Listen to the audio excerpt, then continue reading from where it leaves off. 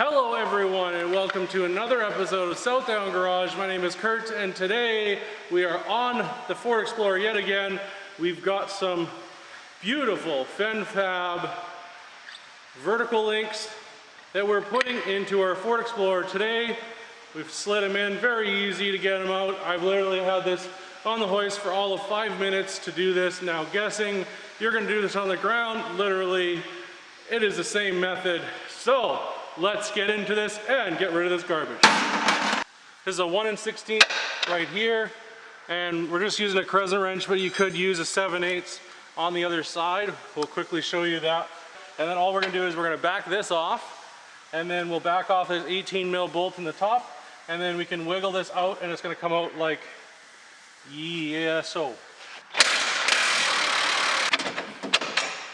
And you've got the full bolt out.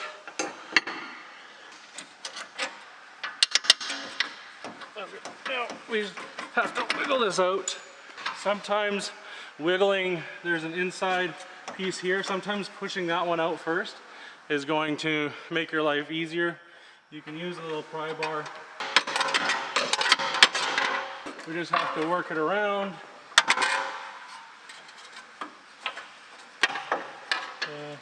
Now that this piece is out, we can throw the FenFab kit in. We're going to need to use an alignment tool to line it up on the other side. So I'll show you that when we get to that point. So I've seen a lot of comments online about this FenFab vertical arm in here that is, it's squeaking, right? So let's talk about polyurethane for a moment. I know those are technically plastic, not so much polyurethane. Maybe they are.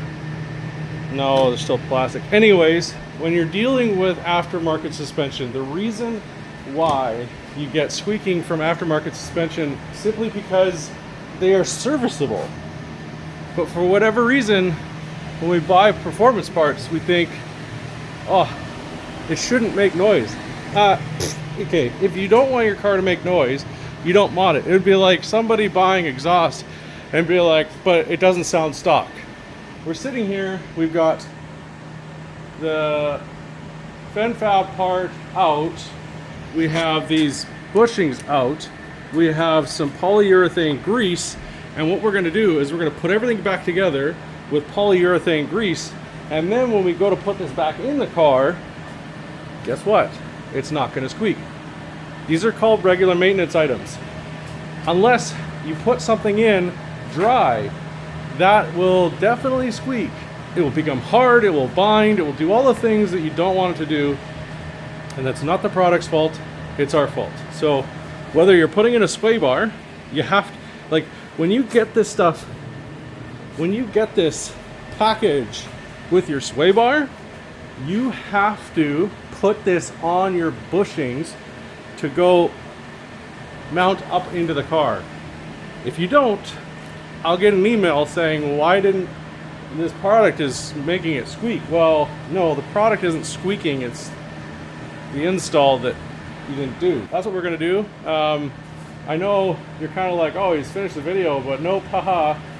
Future Kurt had some wisdom to impart on you. So before you put all this stuff together, make sure you grease everything up because this stuff will turn. It's friction, man. It's gonna happen.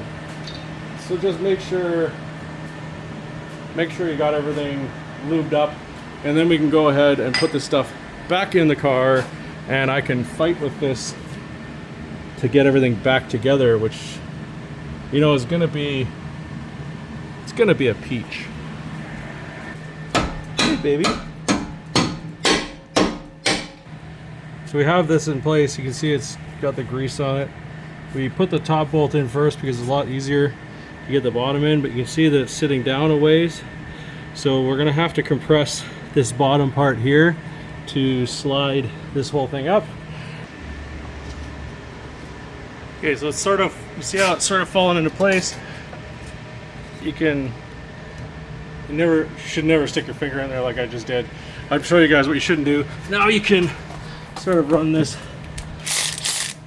I can run that in.